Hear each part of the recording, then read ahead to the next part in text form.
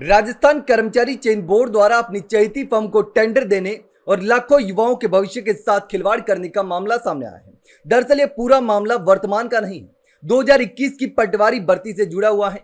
उस परीक्षा से 5 दिन पहले अपनी चहेती फर्म को फायदा पहुंचाने के लिए टेंडर दे दिया। अब देखिए, पुराना मामला है लेकिन इसको लेकर के एक बड़ा खुलासा हुआ है।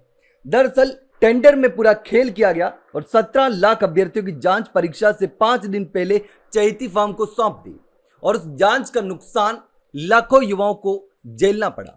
अब देखिए, राजस्थान कर्मचारी चयन बोर्ड की पटवारी भर्ती परीक्षा 2021 जो थी, उसमें डमी कैंडिडेट बिठाने का मामला सामने आने के बाद सेंटरों पर एंट्री सिस्टम सवालों के घेरे में।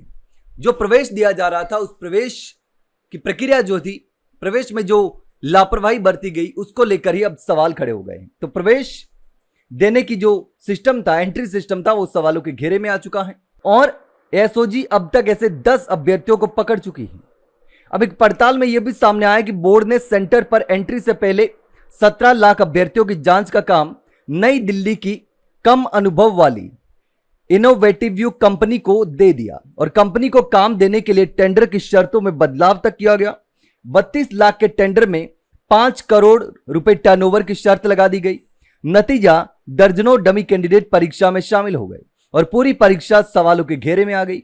अब देखिए, परीक्षा केंद्रों पर अभ्यर्थियों की जांच का ठेका लेने वाली फर्म को admit card checking, metal detector और सुरक्षा से जुड़ा काम करना था।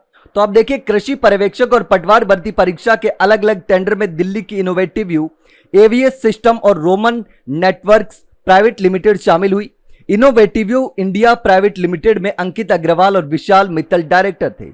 उसके बावजूद विशाल मित्तल ने दूसरी कंपनी का प्रोप्राइटर बनकर इसी टेंडर में हिस्सा लिया।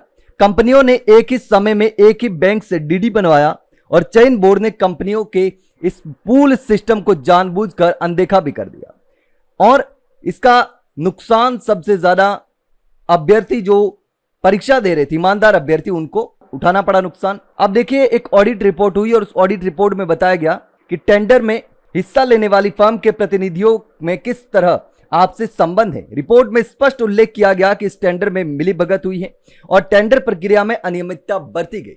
यानी कि आखिर बोर्ड ने ऐसा क्यों किया? क्या बोर्ड के किसी बड़े अधिकारियों को फायदा हुआ? तो इस पूरे मामले में बोर्ड के तत्कालीन अधिकारियों की भी जांच होनी चाहिए, क्योंकि इतना बड़ा टेंडर जो था, टेंडर में चहेती फर्म को टेंडर दिया गया, मतलब कोई ना कोई फायदा उन अधिकारियों को भी हुआ होगा। अब देखिए, परीक्षा से 5 दिन पहले फर्म के हवाले 5162 केंद्रों की जांच दे दी। कृषि पर्यवेक्षक और पटवार भर्ती 2021 में 5162 केंद्रों पर 17,30,000 अभ्यर्थियों की जांच का जिम्मा परीक्षा से 5 दिन पहले कंपनी को मिल गया। इसका फायदा उठाकर गिरोह ने पटवार भर्ती में डमी कैंडिडेट बिठा दिए और हाल ही में एसओजी ने पटवार भर्ती परीक्षा के एक मूल अभ्यर्थी गितेश और उसकी जगह एग्जाम देने वाले डमी कैंडिडेट नीरज कुमार को गिरफ्तार किया। अब गितेश ने पटवारी पद पर नौकरी भी हासिल कर ली। पकड़े जाने पर उसे निलंबित भी किया गया। गिरोह तक पहुंचने के लिए एसओजी गितेश से पूछताछ भी कर रही है।